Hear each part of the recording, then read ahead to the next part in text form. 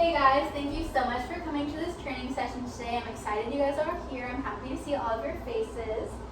So today we are going to be discussing how to manage conflict. So I know all of you guys are incoming RAs. Welcome. Congratulations on the job. My name is Lauren Subia and I am the Senior Manager of Residence Life here at GCU. So I want us all to get to know each other a little bit more. I want you guys all to say your name and what hall you're going to be in next year. Excuse me, ma'am? Hi, do you want to go ahead and say your name and then what hall you're going to be in next year? My name is Lauren, and I will be in Juniper Hall. Great. My name is Ethan, and I'll be in Antelope. Great. My name is Lorena. I'll be in Agave. I'm Delani, and I will be at Willow. Great. It's nice to meet all of you. I'm excited for our training session today. So what is the purpose of this? So as RAs on campus, you guys will have a lot of responsibilities, a lot of tasks you guys will have to be asked to perform. So number one, you'll have to enforce all the rules at GCU, all the curfew, all those. Okay. Also, you want to create a safe living environment for everyone in your hall. This will include offering support to the students in your hall and also mediating conflicts between roommates. So what are we going to learn today? We're going to be learning the tips and tricks on how to successfully manage conflicts you guys may face on the job. Any roommate arguments, things like that. Okay. So what is the lesson plan today? So we're going to do the lecture today, and then after that we're going to do a quick little quiz and then an end of training survey, and you guys are free to go after that. So we have 3 objectives we want to cover today. The first one is to understand the difference between constructive versus deconstructive conflict. This is the first one we're going to cover. The second one is going to be understanding the 5 different conflict management styles. This is just the 5 different ways people approach conflict and deal with that, ways you guys can use. And then the third one is identifying practical conflict resolution strategies shown through the Christian worldview. So first off, raise your guys' hand if you have ever been in conflict. I know I have. Great. Now keep your hand up if you like conflict. No one knows? Yeah, most people hate conflict. Okay, great. What are some reasons you guys hate conflict? Okay. I would say that it puts some stress on me. Definitely. I'm worried that it'll hurt someone's feelings. I feel like it can give anxiety to both people.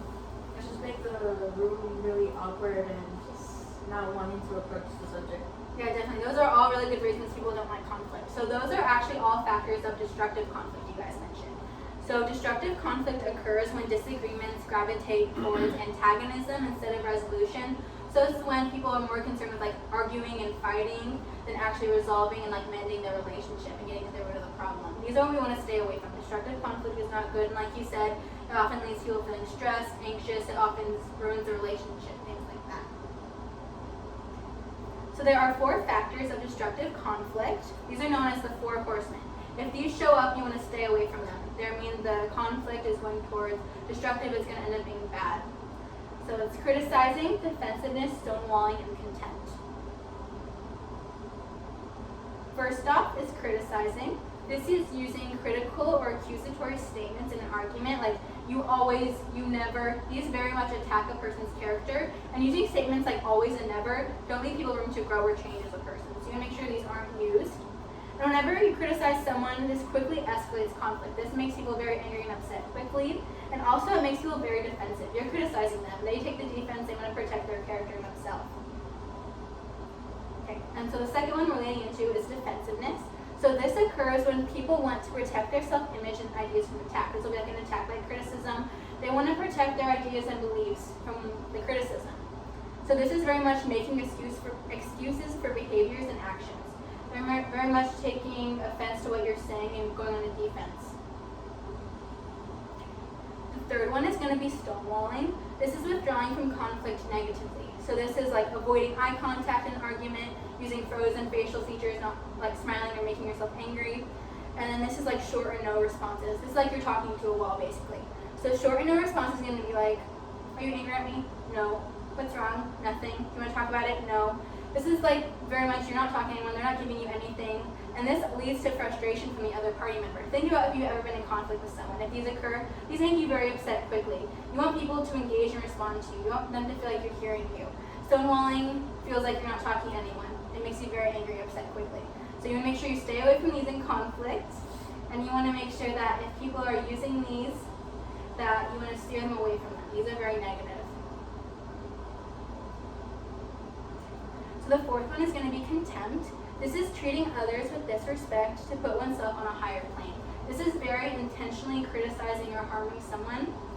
Verbally, this will look like name calling, mocking, using sarcasm. And then non-verbally, this will be like eye rolling, crossing your arms, giving nasty looks. All of these will very much hurt someone. You're very much attacking them. So contempt will actually hurt more in long-term, very important relationships. If your friend or your best friend were to call you a name, make fun of you, giving you nasty looks, it'll very much hurt you on the inside. And contempt is actually the hardest of the 4 horsemen to come back from. If you use name calling, nasty looks, and argument, they'll very much remember it in the future. Think of if anyone of your loved ones have ever called you a name or said something rude about you, you'll think about this days, months, even years later. So you very much want to stay away from this one. If you see any of your students using contempted language, you want to steer them away from it. Make sure they don't use that, because this will definitely sometimes even terminate a relationship. So how do you deal with all of these destructive conflict factors? Here are some potential responses you could say. If any of your students are using these, here are some things you guys can think about to say. First off, we can't speak to one another this way. We want to make sure that they're not saying anything rude, they're not criticizing, you're not using contempt. Make sure they're being polite. Okay. Second one, let's come back and discuss this again when emotions aren't so high. This gives people time to relax, to calm down, to not say anything they'll regret in the future. And then please be aware of how your actions impact one another. Again, you want them to think about what they're saying, what they're doing. You don't want them to say something they don't mean. And then finally, everyone deserves a chance to share their feelings. This kind of goes along with stonewalling. People want to feel heard in an argument. They want to feel like people are listening to them and their emotions and their thoughts. So if they're interrupting or being rude, you want to give everyone a chance to speak their mind and say what's happening. So those are all factors of destructive conflict. Luckily, conflict isn't always destructive. It can actually be constructive. Have any of you guys been in like positive or constructive conflict situations? Yeah, Juwani. I think with my sister, we were always fighting for the remote to watch Netflix or something, and we would just get mad at each other. But then, like, later on, we were like, oh, we were fighting. So we decided to make like a little, like a little movie night each day or whenever we were free. So to avoid, like fighting over it, instead of we just compromised and watched what we both wanted. So Yeah, that's a very good idea. That's a very good example of constructive conflict. You guys both heard what each other were saying, and you made a plan that you guys both could agree with. That's a very good idea. Okay. So constructive conflict, kind of like Delani said, is when responses will keep the more harmful effects of conflict at a minimum. And it also gives you fewer instances of conflict in the future. So this is very important for you guys as RAs. You guys don't constantly be being called back in and again to the same conflict. They're fighting over like dishes or roommates or like policies. You don't want to come in for the same problem over and over again. You want to get to the root of the problem in the beginning, and you want to resolve it then instead of having to come back for the same issue.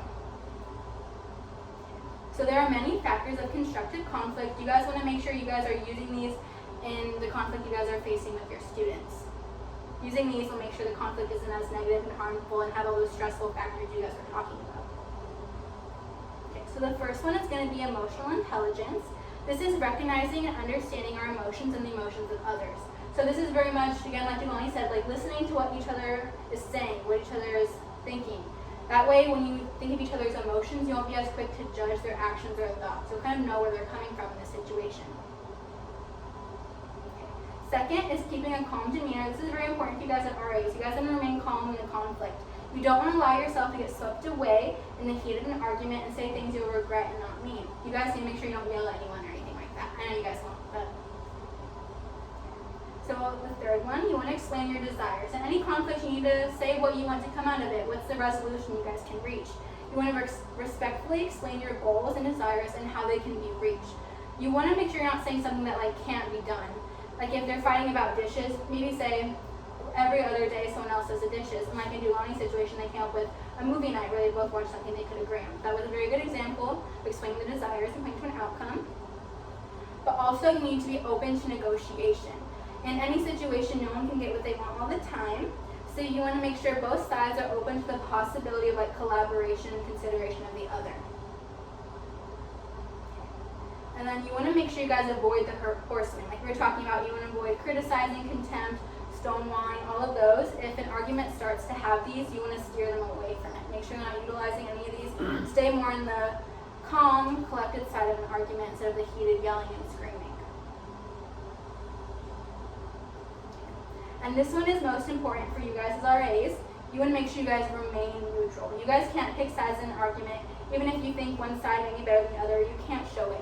You need to listen, be open to both sides. It's your guys' job to solve this conflict. You don't want to be picking sides between people. This will actually be very harmful in that. So you guys want to make sure, as a third-party listener, you guys are not picking sides and hearing everyone. So finally, again, what is the overall importance of constructive conflict? So constructive conflict actually improves mental health. It increases the overall happiness, and it also results in longer-lasting relationships. This is very important for us at GCU. We want to make sure people feel safe and comfortable here, are coming back. We want to create a nice living environment. A nice living environment for people. This is going to be their home away from home. They need to feel safe here. It is part of your guys' job to make people feel safe. They can feel like they can come for you with any conflict they have, and you guys can help them resolve it. So finally, we're at the very end of this section. We're going to go over the other objectives next, and I'll take a quiz. But before then, we're going to do an end of training survey. This is your guys' chance to provide any feedback with the training session. If you guys have any concerns or questions or suggestions for next time, we want to hear from you. So this is your chance to do that. So finally, thank you guys so much for listening. I hope you learned important things you guys can use on the job, how to resolve conflict, stray away from destructive conflict, and really use those constructive factors to resolve conflict. Do you guys have any questions? I do. What if both of the students don't want to resolve the conflict or the problem between them? Yeah, of course. So hopefully they would have kind of wanted to resolve it since they did come for you for help, or maybe it was like a roommate or something. You just need to let them know that this conflict needs to be resolved. If people allow the conflict to grow and fester, it'll just make things angrier and harsher in the future. They're living with each other for a year. They're gonna have to resolve the conflict, and conflict will occur, but they just need to resolve it. When it comes up, you guys need to remind them to be there for them when that happens. Yeah. Which one of the 4 horsemen do you think is the worst? Personally, I think contempt is the worst. Contempt, like we said, was the one that impacts relationships the most. This will have the longest lasting effect. This is using name calling, harsh names, looking at each other rude. This will very much impact a relationship further on, and it's very hard for people to get over these. Personally, I don't like when people call me names. I don't think you guys like it when people call you names. This is definitely one for me I think people need to stay away from. If you guys see anyone using these, you guys need to be hey, let's bring it back. Let's not use any harsh names or name calling or anything. Let's not do that. So, yeah. What if the conflict keeps happening between the same pair of roommates? Yeah, so hopefully, like we said, we want to stay away from that, but if things keep occurring, unfortunately, we may need to get other people involved. If you guys ever feel like you can't handle anything, feel free to contact us. If things escalate too much, we don't want you guys to be in a dangerous situation or anything like that. So feel free to contact us. Unfortunately, we may have separate roommates if they're constantly going at each other's throats or anything like that. So we answered your question. Okay, so before you guys go, make sure you take this end of training survey. Like I said, you guys can just take out your smartphone, scan the little QR code, and then do the survey, and then you guys are free to go after that. Thank you. Thank you. Yeah, thank you so much for coming.